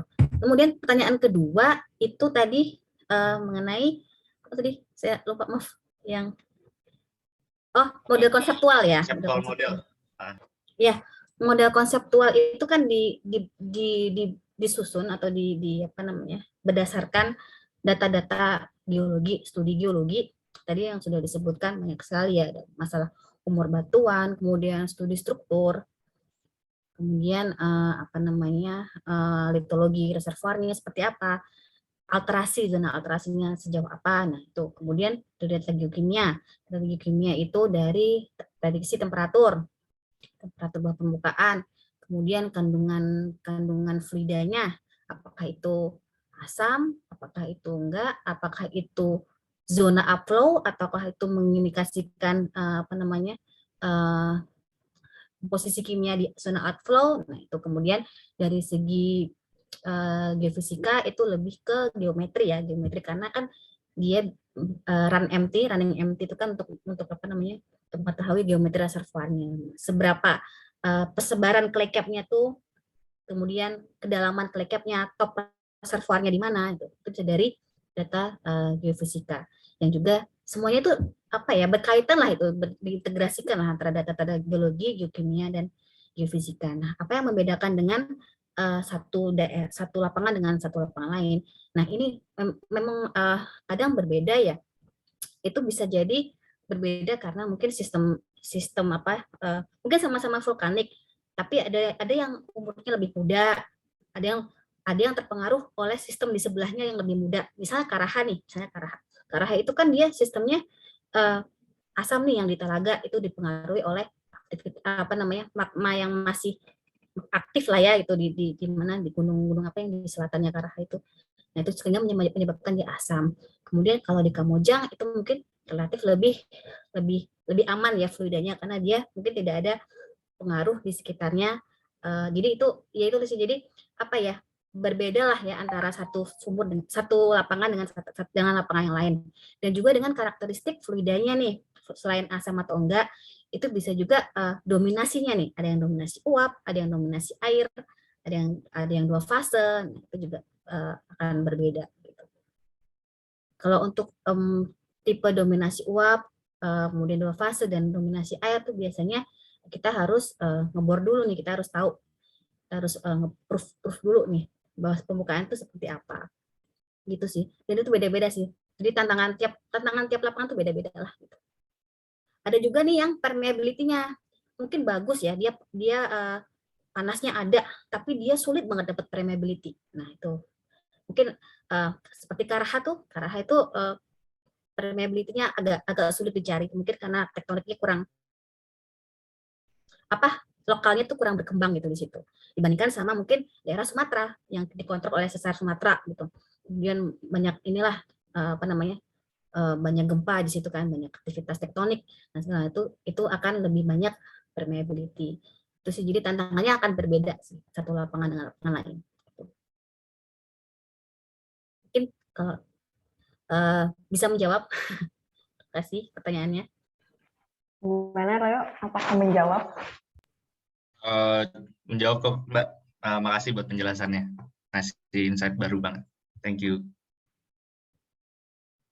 Oke, terima kasih juga Leo atas pertanyaannya, dan terima kasih juga pada Mbak Asta yang udah ngasih pemaparan dengan baik. Ya. Kemudian untuk teman-teman yang lain, kalau misalnya ada pertanyaan, silakan aja diajukan ya. Kalau misalnya belum bisa on cam atau on mic. Oh, kita sekarang punya penanya lagi nih. Dari Alvira Gali, disilakan. Ya, terima kasih banyak Kak. Sebelumnya mohon maaf belum bisa untuk menyalakan kamera. Terima kasih pertama untuk Kak Asta atas pemaparan materi yang ini menjadi insight baru buat aku, dan juga aku jadi tahu lebih jauh terkait gimana sih peran geoscience di geothermal. Perkenalkan, aku Alvira dari Universitas Brawijaya. Izin bertanya Kak, sebenarnya aku di sini karena aku juga masih baru angkatan 2019 dan masih newbie banget. Dari tadi pada saat tahapan eksplorasi kan sebenarnya semua data dari 3G itu kan harus dikomparasi gitu ya Kak. Nah, tapi sebenarnya pada saat kita melakukan eksplorasi itu tahapan yang benar atau tahapan yang diaplikasikan lah dari PGE itu sendiri, mulai dari studi geologi, geofisika, dan juga geochemisnya itu sebenarnya tahapannya itu yang mana duluan sih Kak? Karena kan kayak kalau dari yang aku pikir pada saat seorang geofisis itu misalnya survei MT, terus kan nanti untuk dia menginterpretasikan di situ ada batuan apa aja, itu kan butuh dari data-data geologi juga kan. Sedangkan dari survei geologi itu juga kan dia harus bisa setidaknya tuh kayak memetakan dari data-data geofisikanya itu seperti apa, kayak gitu sih Kak, yang kayak aku masih bingung. Jadi sebenarnya urutan studinya itu seperti apa gitu. Baik, jadi untuk urutan studinya itu sebenarnya kita paralel sebetulnya, paralel. Jadi kita tidak saling menunggu ya, misalnya geologi dulu jalan, kemudian lakukan geofisika enggak. Jadi karena yang kita butuhkan itu nanti ada yaitu integrasi ya. Jadi dan satu studi itu kan nggak cepat ya, nggak misalnya 1 atau 2 bulan selesai, itu enggak. Jadi studi itu dari akuisisi data sampai analisis itu kan bisa sampai mungkin bisa sampai 6 bulan gitu. Dan 6 bulan itu kan bisa ya kalau misalnya kita saling menunggu ya nanti akan tahapan eksplorasinya juga akan lebih lama lagi gitu. Nah, kita melakukan itu secara paralel. Jadi biasanya itu kita field campaign bareng nih biasanya, field campaign bareng. Jadi ketika misalnya kemarin kita habis survei di Kota Mobagu gitu. Kota Mobagu itu semua geologi, geofisika, geologi kimia dengan bidangnya masing-masing. Itu kita field campaign bareng. Nah, nanti bagaimana setelah data itu diolah itu kan juga butuh waktu juga kan, jadi nggak cepat. Nah, jadi semua akan bersamaan sih. Jadi itu sih, semua akan bersamaan. Untuk studinya kita lakukan secara paralel. Nah, kemudian setelah studi baru kita propose untuk target pemboran sumurnya gitu. Nah, seperti itu. Jadi jawabannya yaitu kita paralel kita melakukannya. Karena kita waktunya yaitu kita butuh waktu yang lebih ya 6 bulan lah, katakan 6 bulan. Jadi kita nggak saling menunggu. Oke, gimana Mbak Alvira? Apakah sudah menjawab? Sudah sangat terjawab. Terima kasih banyak Asta, dan juga terima kasih Kak Miftahul. Ya. Oke, bagi teman-teman yang mau nanya, kita masih punya sekitar berapa nih? sampai 14.55. Masih ditunggu ya, teman-teman. Kalau misalnya belum bisa on mic atau on cam, bisa langsung chat aja di kolom chat.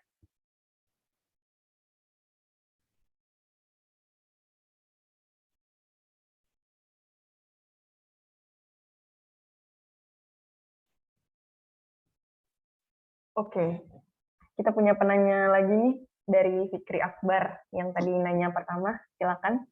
Nggak apa-apa Kak Miftahul nanya lagi? Nggak apa-apa. Oke, baik Kak Miftahul. Terima kasih Kak Miftahul. Oke, perkenalkan kembali Kak. Aku Fikri Akbar dari Teknik Fisika 2018. Mau nanya lagi sih Kak sebenarnya terkait sekarang keadaan geothermal di Indonesia itu kayak gimana sih sebenarnya? Kan kalau bisa dibilang ya mungkin ini juga renewable energy ya Kak, yang dimana dunia juga udah mulai transisi ke sana. Nah sebenarnya dari pengembangan geothermal sekarang tuh udah sejauh mana sih, dan target potensi yang terdekat tuh seperti apa, dan kayak gimana keadaan maksudnya kebutuhan SDM dari geofisisis juga lah di ranah geothermal ini Kak. Gitu sih Kak, kepo di situ. Terima kasih Kak. Ini pertanyaannya agak berat ya. Ini bukan teknis sih. Cuman kalau menurut saya ya, ini menurut saya. Jadi sampai tadi ya PGE sampai 2030 kita mentargetkan bisa mencapai 1.500 megawatt. Sekarang kita 672. Nah, kemudian masih banyak juga lapangan-lapangan geothermal yang belum dikembangkan, gitu, yang belum dikembangkan itu mungkin menjadi menjadi peluang sih sebenarnya, menjadi peluang. Walaupun mungkin kalau sejujurnya mungkin lapangan-lapangan besar ya, lapangan besar geothermal itu sebenarnya sudah dieksplor seperti ya yang sekarang, kondisi sekarang ini ada Kamojang, ada Darajat, ada Lahendong, Lubulu segala macam, itu sudah ya katakanlah sudah dieksplor lah. Tinggal lapangan-lapangan geothermal yang mungkin medium entalpi. Jadi high entalpinya tuh sudah kita kerjakan. Nah, sekarang kita mulai melihat potensi untuk yang medium entalpi. Jadi entalpi itu panas ya, jadi temperatur medium lah gitu. Jadi potensi untuk pekerjaan geosains itu masih banyak lah gitu. Karena kita tetap akan terus mengekspor lapangan-lapangan geothermal yang lain gitu. Meskipun yang high enthalpy juga sudah kita ekspor. Nah, kemudian itu untuk eksplorasi ya. Nah, kalau untuk monitoring itu kan sebetulnya masih panjang ya.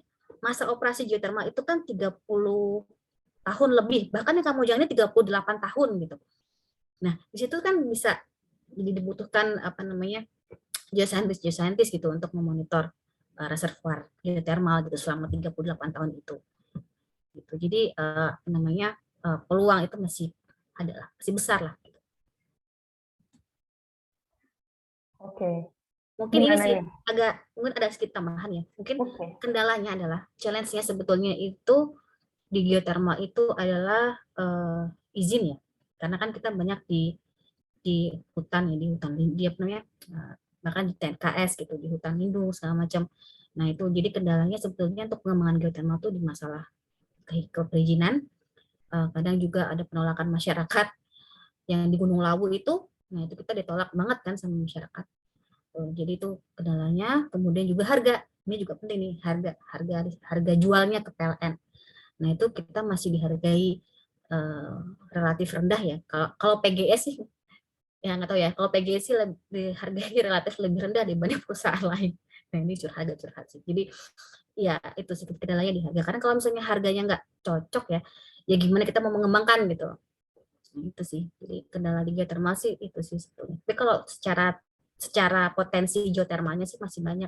Dan secara peluang untuk bekerja di geothermal itu baik di eksplorasi maupun di fase monitoring itu masih terbuka lebar gitu sih. Masih pertanyaannya. Menarik. Oke. Gimana nih Kak Fikri Akbar, apakah sudah merasa terjawab pertanyaannya? Sudah tidak ragu lagi? Sangat terjawab Kak, terima kasih banyak Kak tadi jawabannya. Jadi semoga bisa masuk bergabung lah demi transisi energi yang terbarukan ya Miftahul. Iya. Sip.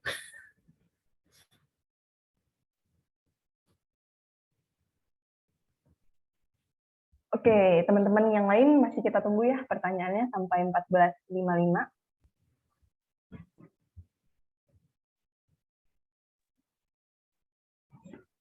Jadi sesi kita hari ini tuh sangat menarik sepertinya Mbak. Soalnya bisa membuat teman-teman yang hadir di sini bisa tahu gitu apa yang harus dilakukan di PGE Kamojang, karena kemarin kan ada juga company visit secara offline, on-site langsung, tapi tidak semua teman yang hadir di sini bisa merasakan hal tersebut. Jadi mungkin bisa diwakili dengan sesi kali ini.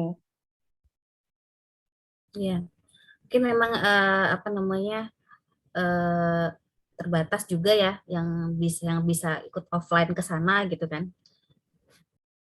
Iya, benar. Ya. Oh, oke. Kalau kemarin waktu offline ke sana ke manifestasi juga nggak? Iya, benar Mbak. Oke, kita mungkin sekarang punya penanya lagi nih Mbak dari ITB Leo lagi. Oke, makasih moderator buat kesempatannya. Kenalin lagi Mbak, aku Leo, mahasiswa Teknik Geofisika 2018. Jadi tadi sempat disinggung barusan terkait izin dan segala macamnya waktu pertanyaannya Fikri Akbar. Nah, aku penasaran aja nih Kak.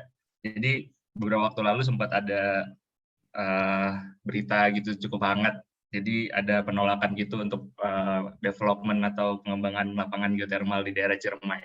Nah, terus di salah satu bagiannya tuh disebutin kalau misalnya ada metode fracking gitu yang bisa menyebabkan gempa bumi minor. Nah, aku pengen nanya nih dari sisi geofisisnya, kira-kira apa metode itu benar dipakai? Terus emang seberapa signifikan sih gempa bumi minor yang sekiranya bakal diakibatkan gitu dari ya misalnya proses injeksi pun pasti bakal, setahu aku bakal nge-trigger minor earthquake gitu kan. Nah, kira-kira seberapa besar sih intensitasnya gitu kira-kira Mbak? Dari pengalaman Mbak gitu.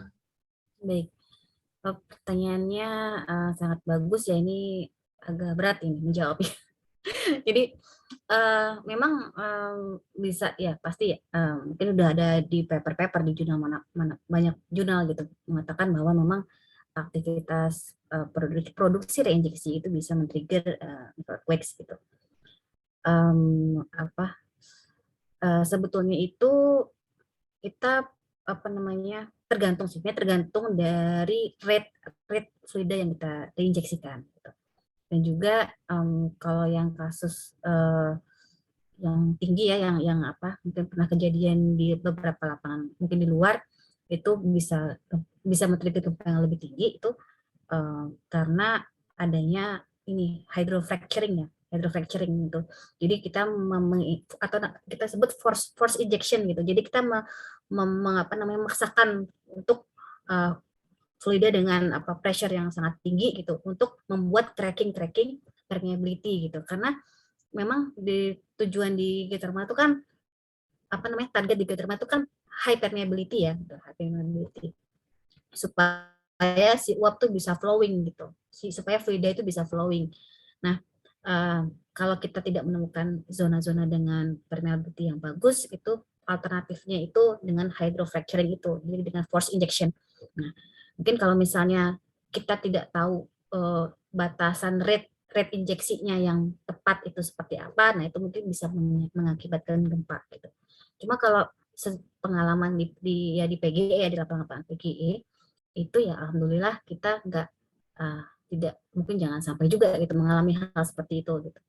Karena memang gempa-gempa yang kita detek itu adalah mayoritas itu di bawah 3 ya, jadi sama sekali tidak terasa, jadi tidak merusak gitu. Nah itu jadi dan kita juga melakukan injeksi juga dengan rate yang mungkin tidak terlalu besar gitu, tidak terlalu besar, dan juga pressure-nya juga tidak seperti hydrofracturing gitu. Nah, mungkin jadi itulah yang menyebabkan mungkin jadi hal yang sensitif ya ini sebetulnya kalau untuk bicara micro earthquakes gitu di geothermal. Itu sih pandangan dari saya sih. Oke, gimana Leo? Apakah sudah menjawab? Sudah, cukup. Makasih banyak Mbak buat penjelasannya. Oke. Sekarang kita lanjut ke pertanyaan dari Billy Hansen ya. Silakan Billy Hansen. Oke, thank you Miss Taul buat kesempatan nanya. Ya, mau nanya, oh ya sebelumnya kenalin dulu Mbak. Aku Billy dari sama kayak Leo juga dari Teknik Geofisika ITB angkatan 2018. Mau nanya dikit soal ini sih Mbak. Ada sebenarnya mungkin 2 pertanyaan ya. Yang pertama itu soal tadi agak berkaitan sama yang ditanyain sama Mbak Alvira. Itu kan tadi dari jawabannya Mbak Asa sempat disebut juga ya kalau si studi geologi, studi 3G lah, itu kalau saya nggak salah dengar itu selama 6 bulan ya, dilakukan secara paralel. Itu penasaran ini sih Mbak, dari 6 bulan itu berapa porsinya gitu, yang bagian maksudnya berapa porsinya dari 6 bulan itu di lapangannya berapa lama, habis itu mulai processing dan interpretasinya mungkin kan itu udah nggak di lapangan deh, itu berapa lama, itu mungkin yang pertanyaan yang pertama. Terus pertanyaan kedua agak sedikit nyambung juga sama yang ditanyain Fikri Akbar sebenarnya tadi, itu mau nanya ini Mbak, tadi kan kalau eksplorasi fokus ke depannya itu lebih ke lapang-lapangan atau reservoir yang medium entalpi kan ya tadi kalau Mbak Asta sebutkan. Penasaran ini juga Mbak, apakah kalau dari lapangan-lapangan yang sudah produksi gitu ya mungkin ya, yang udah produksi sekarang juga Mbak eksplorasi lanjutan gitu, maksudnya buat nyari sumur, apakah lokasi sumur baru atau adanya potensi lain gitu. Mungkin kayak gitu sih Mbak pertanyaan dari saya. Terima kasih. Mungkin pertanyaan yang pertama tadi mengenai tata waktu untuk survei ya. Itu biasanya kalau tergantung ya, kalau geofisika itu biasanya satu bulan setengah lah itu untuk survei di lapangannya, pengamatan 1,5 bulan lah, maksimal 2 bulan lah. Kalau untuk geologi, geokimia itu cepat ya, lebih cepat ya, paling nggak ada sebulan itu udah selesai gitu. Nah, cuma kan ditambah lagi dengan studi literatur juga kan kita lakukan gitu, mungkin kita studi mungkin berapa bulan gitu studi literatur. Nah, dari data itu studi literatur sebelum survei dilakukan ya. Nah, kemudian setelah survei kita kan bawa data, kita punya data, kita olah. Mungkin pengolahan data sendiri kalau untuk geofisika itu bisa mungkin 2 bulan pengolahan data, kemudian mungkin ya 2-3 bulan lah pengolahan data.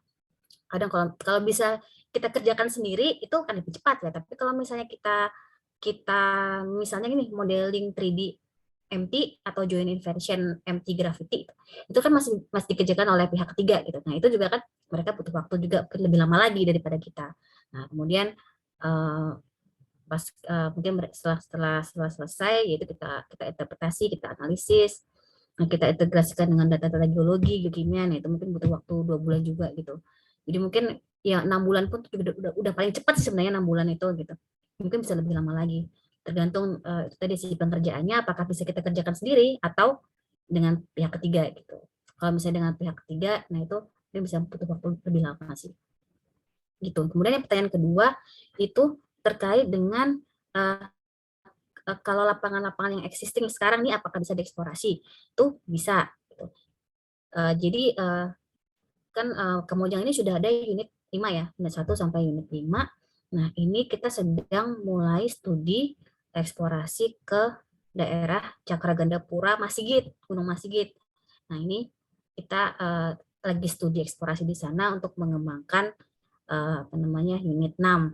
Nah, ini jadi tetap sih kita expand ya. Jadi kita tahu provennya di mana, kemudian kita memperluas untuk mengkonfirmasi cadangan yang lebih luas lagi gitu. Itu mungkin aja itu. Seperti contohnya di Kamojang itu tadi, kita lagi coba eksplorasi di Gunung Cakragandapura Masigit. Kemudian ini yang sekarang kita lakukan juga di Tompaso, di Lahendong ya, Lahendong itu udah ada unit unit 56 terakhir unit 56 ya, unit 1 sampai 6. Nah, ini kita sedang akan mengeksplorasi lebih lanjut untuk unit 78. Nah, itu di Tompaso di dekat-dekat Gunung Sempu itu di bagian selatan. Jadi masih mungkin. Jadi yang existing sekarang itu kita kembangkan lagi gitu. Masih bisa. Cuman tadi yang untuk medium enthalpy tadi itu lebih ke mungkin ke lapangan baru kali ya, ke lapangan baru. Itu sih. Terima kasih. Semoga menjawab. Gimana? Billy Hansen, apakah menjawab? Oke, thank you Mbak Asta, sangat menjawab. Terima kasih. Terima kasih juga atas pertanyaannya, Billy Hansen. Oke. Mbak, ini ada titipan pertanyaan dari Fikri Akbar, Mbak. Fikri Akbar bertanya kepada saya melalui DM, apakah perbedaan antara logging geothermal dan logging migas, Mbak? Logging geothermal dengan? Logging mineral dan gas. Oh, oil and gas? Yes. Oil and gas. Oke. Apa ya bedanya? Jadi kalau secara ini sama, secara cara loggingnya ya, cara untuk akuisisi data loggingnya itu sama. Bedanya adalah mungkin kalau di oil and gas itu kalau di geothermal itu kita butuh tools yang high temp. Jadi high temperature. Jadi karena tools itu kan ada logging tools itu kan ada batasan maksimumnya ya, temperatur berapa gitu. Nah, kadang itu di geothermal, ini sharing aja pengalaman, itu kita pas dapat temperatur yang tinggi itu si alat itu nggak bisa gitu, malah mungkin malah rusak gitu. Jadi ini yang bahaya. Jadi kita perlu tools yang high temp. Nah, karena tantangan kita adalah temperatur tinggi gitu. Sementara kalau di oil and gas itu tidak perlu dengan temperatur yang tinggi gitu. Jadi terus apa aja masuk. Kemudian ya secara operasional sih sama, cuma secara spek tadi kita butuh yang high temp-nya yang yang lebih tinggi untuk temperaturnya. Kemudian untuk secara pengolahan data itu mungkin sama ya. Tapi kalau untuk geothermal itu kan kita lebih fokus ke fracture ya, lebih ke lihat fracture. Tapi kalau untuk di oil and gas, setahu saya itu lebih untuk mengikat data seismik ya, dan juga untuk porosity ya, untuk plot porosity setahu saya. Saya kurang begitu paham juga. Tapi yang jelas kalau untuk di geothermal itu kita logging itu tujuannya yaitu untuk kita tahu zona-zona fracture, kemudian litologinya seperti apa, dan kita juga bisa itu digunakan untuk mengconstrain model geofisika. Jadi kalau misalnya kita punya data resistivity log atau sonic log, nah itu kita bisa pakai untuk ngiket, misalnya resistivity kita bisa untuk ngiket model MT kita nanti. Jadi dengan menghasilkan akurasi yang lebih baik. Nah, dari kalau kemudian untuk velocity itu juga kita bisa ikat, kita bisa constrain dengan data MEQ gitu untuk mendapatkan posisi center yang lebih akurat gitu. Itu sih. Cuma perbedaan yang paling mendasar itu lebih ke mungkin tools ini ya, spek toolsnya kali ya. Gitu. Oke, baik Mbak Asta. Bagaimana Fikri Akbar? Apakah menjawab? Oke. Sudah menjawab. Mungkin kita buka satu pertanyaan terakhir untuk Rifki Ramadan. Disilakan. Baik, terima kasih Miftahul untuk kesempatannya. Izin bertanya Mbak, sebenarnya pertanyaannya itu lanjutan dari pertanyaan sebelumnya mengenai logging di geothermal. Nah, saya ingin bertanya sih Mbak, sebenarnya data log yang digunakan di lapangan geothermal itu apa? Serta kalau di migas kan mungkin sama ya, kayak bahasanya mungkin WLTI gitu ya Mbak ya. Penyatuan beberapa sumur untuk menganalisis dan untuk menginterpretasi. Nah, kalau di geothermal itu menggunakan data apa ya Mbak? Karena kalau di migas kan mungkin ke seismik. Nah, kalau di geothermal itu menggunakan datanya apa? Paling 2 pertanyaan itu dulu sih Mbak. Terima kasih. Mungkin bisa digabung aja kali ya jawabannya. Jadi Di geothermal itu kan apa metode yang diandalkan itu kan MT ya. Jadi untuk apa namanya, sementara ini masih metode MT gitu. Nah MT itu apa namanya, atau gravity ya, itu kita tidak bisa ngikat kedalaman ya seperti di seismik gitu. Cuma yang bisa kita lakukan dengan memanfaatkan data logging itu adalah itu tadi, mengconstrain. Jadi kita bikin initial model, misalnya kita bikin initial model MT atau gravity ya. Nah, kita punya data log di situ, kita ikut aja, kita nulis aja itu apa, kita input aja fixed value di situ di sepanjang apa namanya trajektori sumur itu gitu, berapa dari data logging. Nah, baik itu resistivity maupun mungkin dari apa gravity, mungkin ada density ya. Nah, di situ nanti kita bisa proses inversi dari data MT atau gravity-nya itu bisa ngiket ke situ gitu. Jadi untuk apa namanya, untuk akurasi yang lebih bagus lah gitu. Tapi kalau untuk ngetai kedalaman sih kita nggak ada gitu. Nah, mungkin ini menarik ya. Kalau di apa namanya, di oil and gas kan seismik. Nah, seismik ini itu sebetulnya bisa juga untuk di geothermal, tapi mungkin kita belum pernah punya pengalaman atau belum pernah running seismik gitu di geothermal. Mungkin di luar negeri mungkin udah ada kali ya beberapa lapangan yang mencoba run seismik gitu. Tapi ini menarik sih. Jadi kalau ada apa namanya, ada peluang untuk kita coba seismik di geothermal gitu, mungkin akan jadi studi yang baik gitu. Karena ya itu udah awalnya kan kita tidak apa namanya, tidak run seismik karena lingkungannya vulkanik ya. Vulkanik itu kan tidak seperti di oil and gas yang mostly itu kan dia sedimentary gitu, yang layering gitu kan, lapisan. Kalau vulkanik kan dia penuh dengan, jadi berapa ratus meter aja udah beda gitu setelahnya litologinya, atau apa ada bidang patahannya juga berbeda gitu. Nah itu tuh yang apa namanya, yang bikin kita tidak ngeran seismik.